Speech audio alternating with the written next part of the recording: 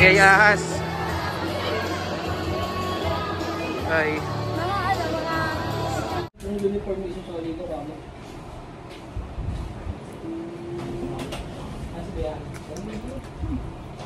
Hugo yung sister niya. Sa Spectra, kaya ito na yung binili ko. Ang kaso, pricey nga lang siya. Sobrang dami na talaga ako nakita dito guys. Kaya, need ko na talaga mag-next guard. So, ayan, pinakain ko, ginagawa. Buti naman okay naman sa kanya. Georgie, sit! A lot of people towards wildlife. Dati pagkain ng saway.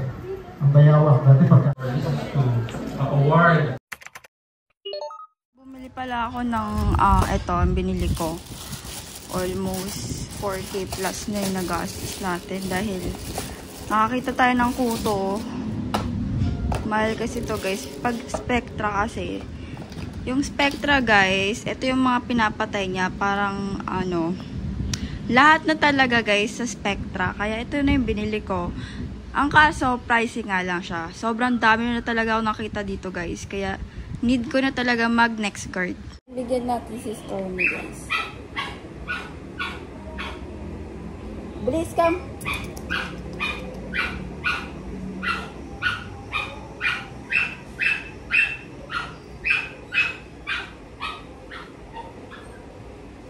Good knock!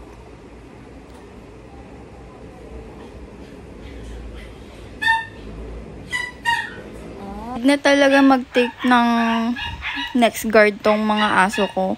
Actually, 5 next guard Spectra yung nabili ko kasi nga, yun yung malilit na dogs ko na nagkahawa dahil sa malalaking aso din dito sa amin na meron silang malalaking kuto. At ayun guys, binigyan ko na din si Georgie ng kanyang unang tablet ng next guard Spectra. Ito, para safe pa din siya kasi puppy pa lang to si Georgie guys. Available pa din. Kung di man available, baka first stud ko na siya guys. Kaya PM na lang kayo sa ating FB page, The Pup Town.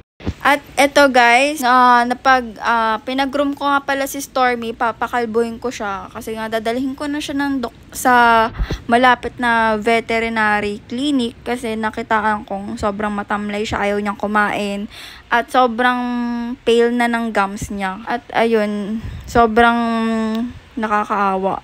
Pinadoktor ko siya. At ang unang pinagawa ko sa kanyang test is CBC. Tapos next naman is yun, sa blood parasite. Nag-positive siya sa 3 guys. Kaya almost 1 month yung gamutan.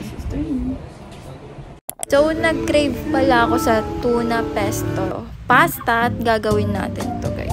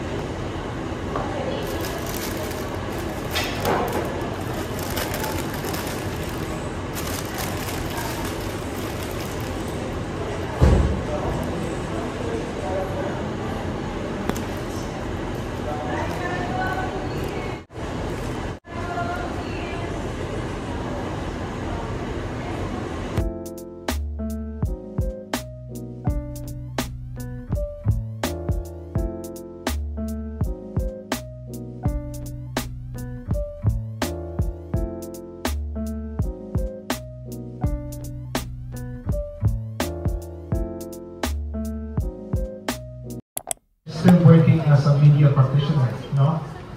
So I think ang pinaka pwede namin ipagmayabang is the change that Morning Wild has created and made over the last 17 years. You know, it has changed the mindsets of a lot of people towards wildlife. Dati pagkain ng saway. Ang bayawak, dati pagkain yan. O dati, if you don't know yung mga paniki, pinapatay. Ngayon, they know them well. And before, all these information are only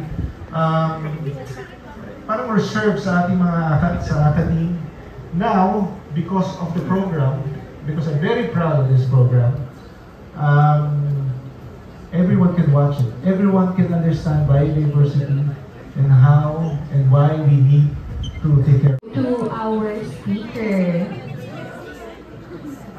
Let me read first the citation. College Student Council, College of Veterinary Medicine and Agricultural Sciences, De La Salle Arnett University, Certificate of Appreciation. This is to certify, or this is to award a Certificate of Appreciation. A few moments later. Kay ahas.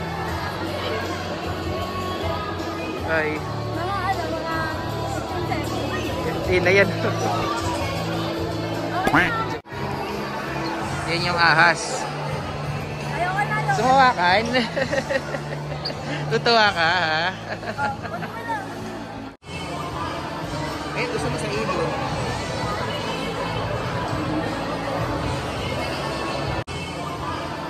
Ay, gusto mo sa ilog.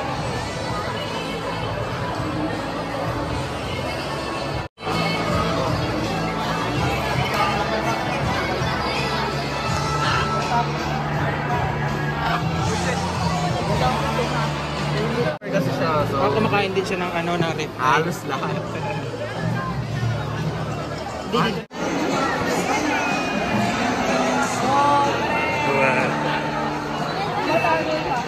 Tortoise.